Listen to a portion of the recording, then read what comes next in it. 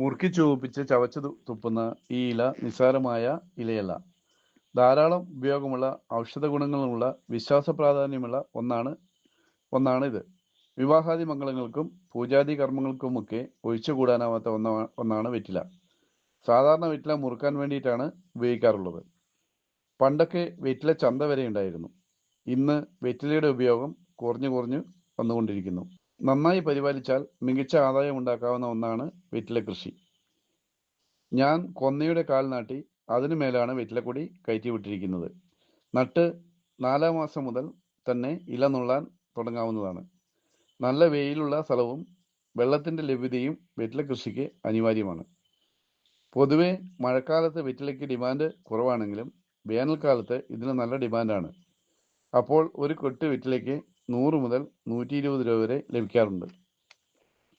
എല്ലാ 4 ദിവസം കൂടുമ്പോഴും ഓരോ വെറ്റിലക്കൊടിയിലും ഇല നുള്ളാനുണ്ടാവും. ഇതിനായി ഒരുപാട് സ്ഥലം ആവശ്യമില്ല. കാരണം ഞാൻ എൻ്റെ വീടിൻ്റെ ചുറ്റും മുറ്റത്തരികിലുമായി ഏകദേശം 100ഓളം പൊന്നക്കാലുകളിലായിട്ടാണ് വെറ്റില വളർത്തുന്നത്. ഇതെനിക്ക് ആഴ്ചതോറും ചെറുതല്ലാത്ത ഒരു വരുമാനവും നേടിത്തരുന്നു. ഞാൻ ഈ കൃഷിക്കായി സ്വന്തമായി ഉണ്ടാക്കുന്ന ജൈവവളമാണ് ഉപയോഗിക്കാറുള്ളത്. അതുപോലെ എല്ലാ മാസവും കൊന്നയുടെ തളിപ്പ് അടത്തി ഇതിൻ്റെ ചുവട്ടിലിട്ടും കൊടുക്കാറുണ്ട്.